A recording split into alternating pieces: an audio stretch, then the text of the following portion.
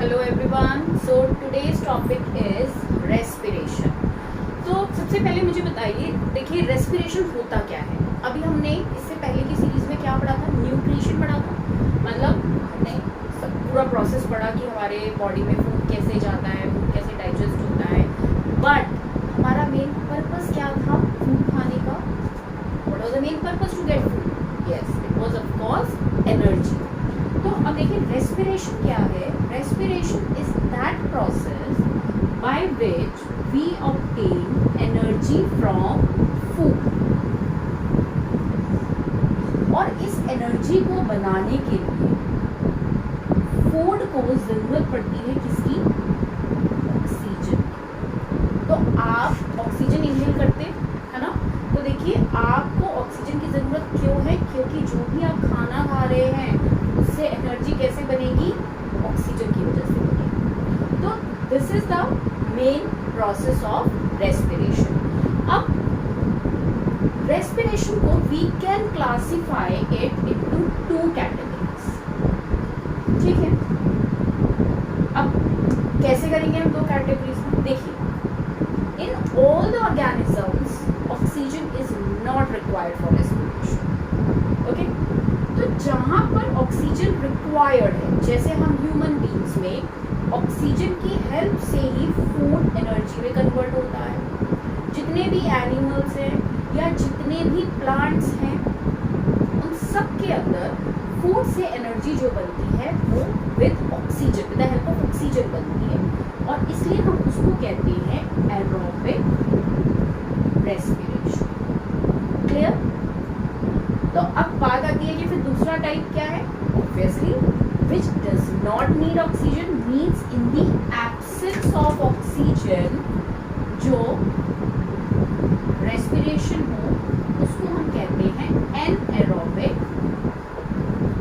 Respiration. Clear? Aerobic respiration, anaerobic respiration.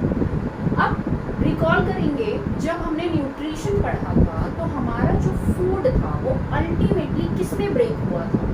Ultimately जब वो digest हुआ था तो it was converted into glucose, right? और ग्लूकोज का फॉर्मूला क्या होता है? C6H12O6। और यही ग्लूकोज हमारे ब्लड के अंदर मिक्स हुआ था और फिर ये हमारे बॉडी के सेल्स तक गया था। और आपके ब्लड के अंदर ऑक्सीजन भी मिक्स्ड है। ठीक है, अब बॉडी के सेल्स में ये दोनों चीजें पहुंच चुकी हैं, लेकिन अभी कहाँ गई है? बॉडी के सेल के साइटोप्लाज्म में गई है। तो साइटोप्लाज्म में ये जो ग्लूकोज है वो किस में कन्वर्ट हो जाता है? साइटोप्लाज्म के अंदर, मैं यहाँ पर ड्रॉ नहीं कर रही हूँ क्योंकि यहाँ पे स्पेस कम है, तो हम यहाँ पर ड्रॉ करेंगे। साइटोप्लाज्म के अंदर ग्लूकोज कन्वर्ट होता है 3 कार्बन कंपाउंड। ये 6 कार्बन कंपाउंड है, इसको हमने ग्लूकोज का है। अब इसका हाफ कर देंगे हम, C3 मतलब 3 कार्बन कंपाउंड कर देंगे। उसके बाद आता है H4 एंड O3 जिसे हम कहते हैं पायरुवेट। ठीक है, अब ये आपका क्लास 11 में पढ़ेंगे कि ये जो ब्रेकेज होता है इसका भी पूरा एक प्रोसेस है जिसको ग्लाइकोलाइसिस कहते हैं। तो ये सब आपका डिटेल में इन द 11th क्लास। तो सबसे पहले आपका जो ग्लूकोज है वो कन्वर्ट होगा 3 carbon compound known as pyruvate. और ये प्रोसेस सारा कहाँ हो रहा है? साइटोप्लाज्म के अंदर हो रहा है। अब साइटोप्लाज्म के बाद ये पायरुवेट कहाँ जाएगा? माइटोकॉन्ड्रिया के अंदर जाएगा। ठीक है, और आप इसको बेसिकली ये समझेंगे कि यहीं पर ये माइटोकॉन्ड्रिया में ही ये ऑक्सीजन के साथ बेसिकली रिएक्ट होगा।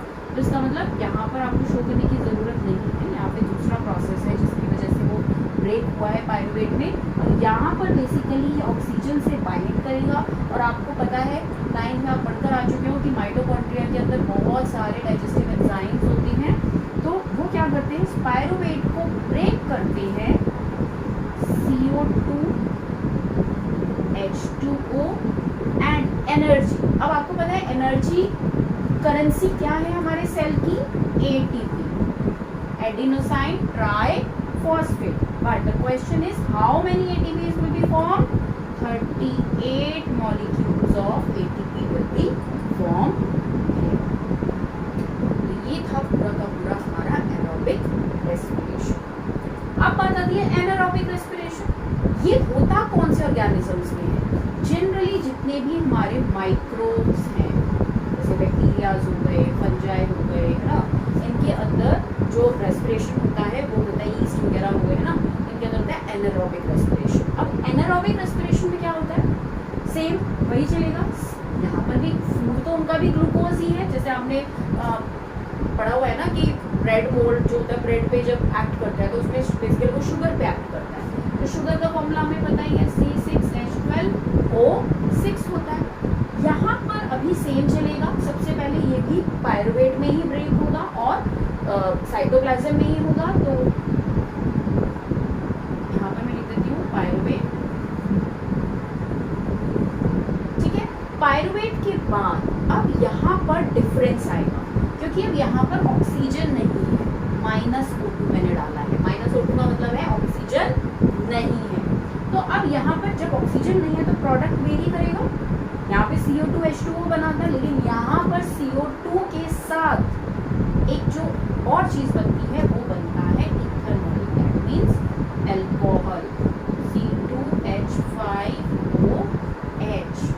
साथ में आपका बनता है CO2 और साथ में ATP मॉलिक्यूल्स। कितने ATP मॉलिक्यूल्स बनते हैं?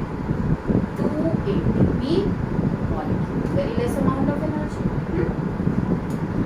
अब देखिए, क्या सिर्फ एनारोबिक रेस्पिरेशन माइक्रोब्स में ही होता है? नहीं, हमारी बॉडी में भी होता है, लेकिन कब होता है? आपने देखा होगा जब आप रनिंग करते हो, बहुत ज़्यादा फिजिकल एक्सरसाइज करते हो, उस वक्त आपके मसल्स में, लेग्स में, नीज में क्रैम्प्स आने स्टार्ट हो जाते हैं, पेन होना स्टार्ट हो जाता है। क्यों? Why is it happening? क्योंकि उस वक्त आपकी बॉडी की एनर्जी नीड्स बढ़ चुके हैं, है ना, और आप ब्रीदिंग तो आप एक लिमिट तक ही करोगे ना, तो ऑक्सीजन सप्लाई आपकी बॉडी में क्या हो गया है? कम हो गया है। लेकिन क्योंकि आपकी एनर्जी रिक्वायरमेंट्स को फुलफिल करना है आपकी बॉडी ने, तो वो क्या करता है? मसल्स के अंदर हमारे जो मसल सेल्स होते हैं, मसल सेल्स जो होते हैं उनके अंदर एनारोबिक रेस्पिरेशन होता है, ठीक है। और जब एनारोबिक रेस्पिरेशन हमारे मसल सेल्स में होता है तो वहां पर एब्सेंस ऑफ ऑक्सीजन में instead of a new product is also formed which is known as lactic acid. Lactic acid बनता है। अब वो लैक्टिक एसिड क्या होता है? आपके मसल्स में डिपॉजिट होना स्टार्ट हो जाता है, और मसल्स का आपको पता है बर्निंग इफेक्ट होता है ना, और ये वीक करते हैं किसी भी चीज़ को, तो वहाँ पर आपको पेन स्टार्ट हो जाता है, ठीक है। तो इस तरीके से ये मसल क्रैम्प्स का रीज़न होता है, क्योंकि मसल क्रैम्प्स इसीलिए आते हैं क्योंकि उस वक्त due to excessive physical exercise and excessive need of energy of the body start performing anaerobic respiration in your muscles, और due to the deposition of that lactic acid you start feeling pain in your limbs basically. अब इसका solution क्या है? आप थोड़ी देर जब relax करते हो तो फिर वो जो लैक्टिक एसिड होता है वो डिसॉल्व हो जाता है, ठीक है। So this is how we have talked about aerobic respiration, basics of aerobic and